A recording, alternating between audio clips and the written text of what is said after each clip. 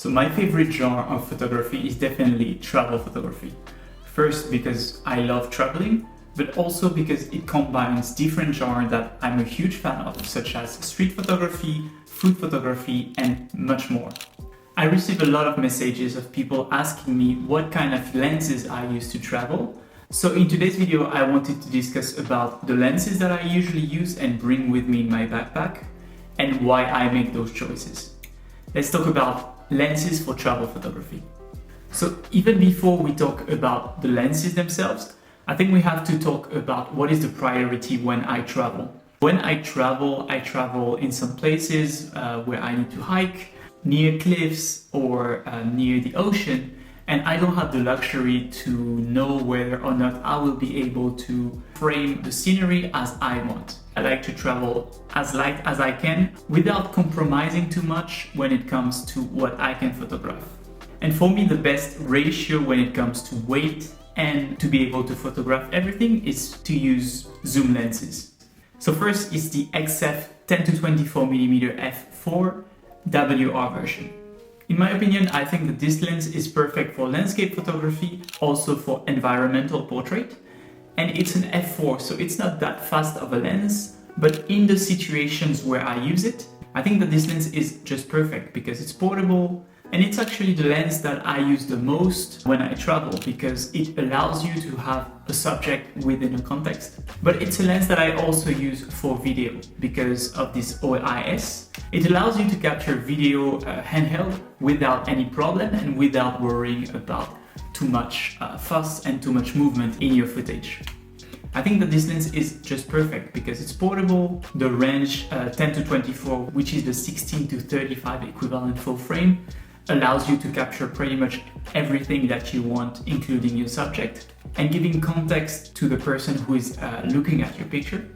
So while it is not an extremely fast lens, it is definitely more than enough for the cases where I use it.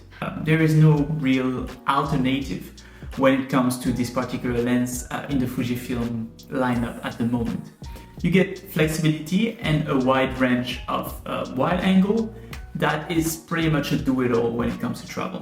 In terms of image quality, I think that this lens produces great images, especially from 5.6 to f8. So this is where I tend to use it the most.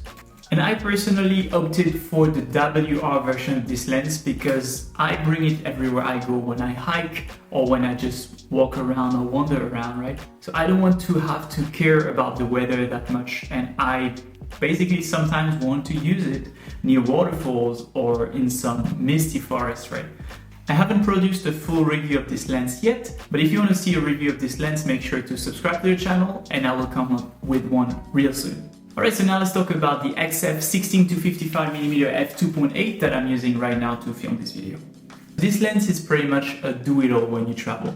You can use it for landscape, for portrait, for food photography, pretty much anything. And if I had to only bring one lens, that would be definitely the lens that I would bring with me. I think that this is pretty much the ideal lens that you can bring with you if you have no idea what you're going to shoot. And that's pretty much the case when you travel. And with this zoom lens, you don't sacrifice anything when it comes to image quality. The only argument against it though, it's its weight, because it's about 650 grams if I remember correctly, which is not nothing, but when you compare its weight to the different primes that you have to carry with you to cover the same range of focal length, well, this lens is pretty much a no-brainer. It gives you the flexibility that you need, and again, without sacrificing anything when it comes to image quality. And while I'm using the 10-24 for videos because of OIS, you can also use this lens for videos if you need to. And if I could only bring one lens with me when I travel, this would be the one that I would pick up for sure. An alternative to the 16-55mm f2.8 would be the 16-80mm f4. Now, I used to own this lens, but I was not really happy with the image quality that I was getting out of it. And this is why I switched to the 16-55mm f2.8. I also made a review of the 65mm f2.8 that you can check somewhere here if you want to have more technical details and samples using this lens. Alright, and finally let's talk about the XF 70-300mm f4 to 5.6 LM OIS WR. So when Fujifilm announced this lens, I was pretty excited because I wanted to have a replacement for my 55-200. Now, there was nothing wrong with my 55-200 except a major point, which was WR, which is a recurring theme when it comes to the lens that I bring with me, because I don't want to have to care about the weather. And I'm definitely not disappointed by this lens. This lens has both reach and portability. It is ideal if you need that extra reach to capture a subject that is a bit far or to isolate part of your landscape, but it also gives you a great separation between your subject and your background, and also give you that extra compression effect that looks so great in some situation, right? And that we're looking for sometimes.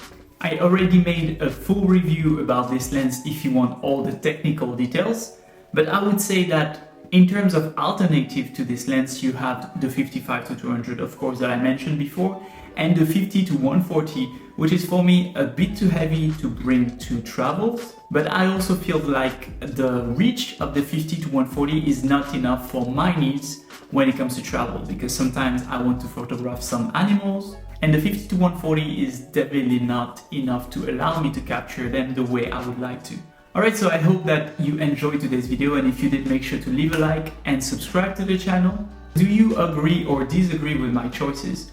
Are you someone who would rather only bring primes to your travel, or maybe a unique lens because you don't need to capture all the wide range like I personally chose to? And if you're more interested into street photography and you're interested in what gear I use for street photography, check out this video right here. I'll see you in the next video. Cheers!